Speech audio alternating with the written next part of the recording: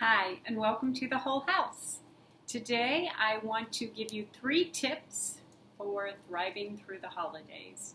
You know, at this time of year, it feels like we take off running as soon as Thanksgiving is over, and every morning our feet hit the ground. We're going from one thing to the next thing. We've got Christmas practices for our Christmas play or cantata. We have parties and caroling and cookie baking. We have all kinds of things.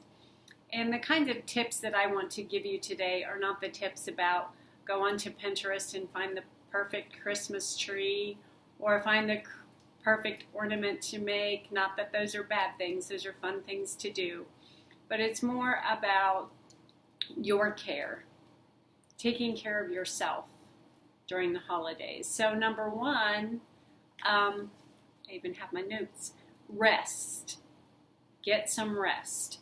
Now let me dig a little deeper into what I mean by rest. I don't necessarily mean just lie on the couch and watch Netflix all day, but even maybe you need to do that someday, but that's not the kind of rest that I'm talking about. And because there are all forms of rest, and rest is different for each person.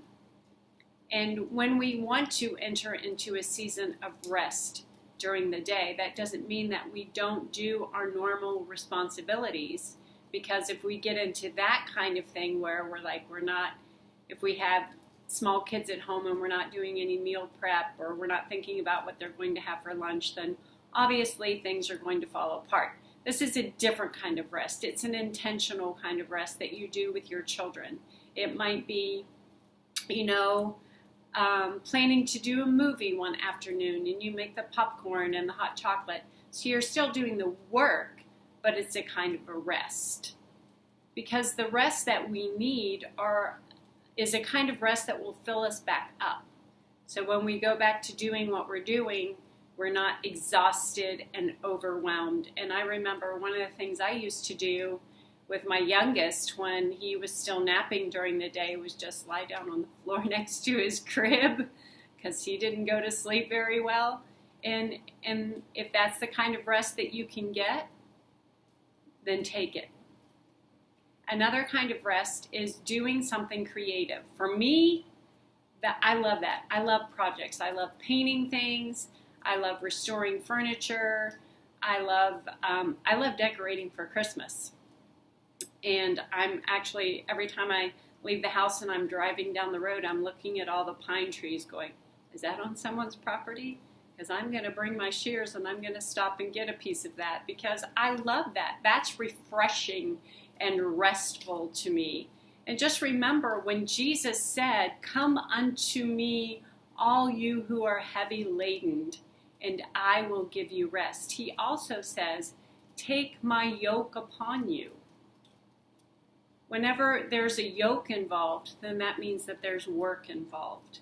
So don't think that rest and work are on opposite ends of the spectrum, because often our rest involves work. Because another thing, maybe you like to do this, another thing that I like to do for rest is while I'm working on something in the kitchen or cleaning the house or whatever, I'll listen to a podcast. And in a way, to me, that's rest because I'm refreshing myself and I'm renewing myself and I'm listening to good information that's going to feed me. Another thing that my family always did was we'd listen to a lot of books on CD in the car. And there were specific books that we would read aloud at home during Christmas. So the tip is get some rest. You figure out what rest is for you and work it into your life.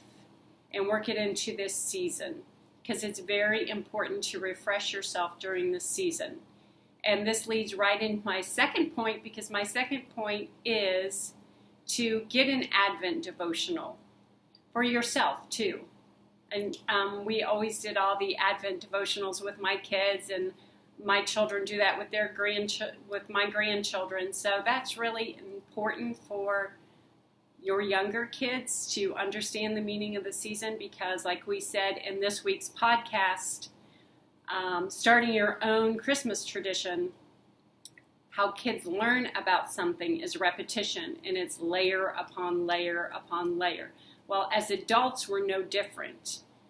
We don't get to the point in the Christmas season, no matter how many Christmases we've been alive, that we're like, we know everything about Christmas. There's no way I could go any more deep spiritually.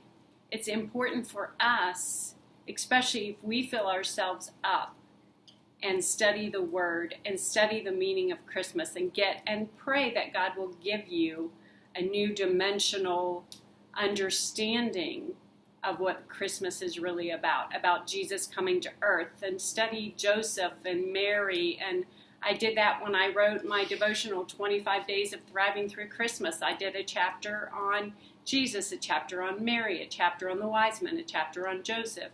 So find something that you can go deeper in. And I know it's very difficult when you're really busy and you have young kids. So maybe you find a podcast, or you find a devotional that's very short and you can read it after your kids go to bed before you watch a show. So that's the second tip, is to go deeper, get an Advent devotional for yourself. And number 3 is pray through. Pray through. I think during this season, we need to have a little bit more emphasis on prayer. Raising my hand here. Because we can get so busy with everything that's going on.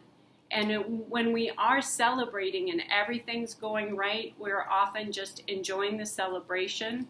But I'm going to read this little quote from the Circle Maker. We don't usually remember the days we did nothing, but we remember the days that we had everything to do and God pulled us through. So if you are overwhelmed and stressed and you have so much on your plate, and maybe there aren't any things that you can take off your plate right now, maybe you have to follow through and do the things that you decided or committed to do, then pray it through. Not only ask God to be with you, but expect Him to be with you. This is a lesson that I've learned, and I'm still learning over and over and over again, is that, I pray and I ask God to answer my prayer, but then I'm like hanging on by my fingernails, waiting for the answer instead of thanking Him in advance. Thank you, Lord, that you've answered my prayer. Thank you that you will give me the strength and the ability to do what you have called me to do today. Thank you, Lord, that your resources are endless. So when I'm feeling like I can't go on, I can, because my strength is in you. That Christ is sufficient. He is sufficient. And He will give you the strength to do what He called you to do. So I'm going to wrap this up, because I know not everybody has tons of time to watch a video. But I am posting an article with more information about this subject, just going a little deeper into these 3 points on the website tomorrow. So you can join me there and read more, and leave a comment if this has helped you, and give it a thumbs up. So thanks for joining me here on The Whole House today.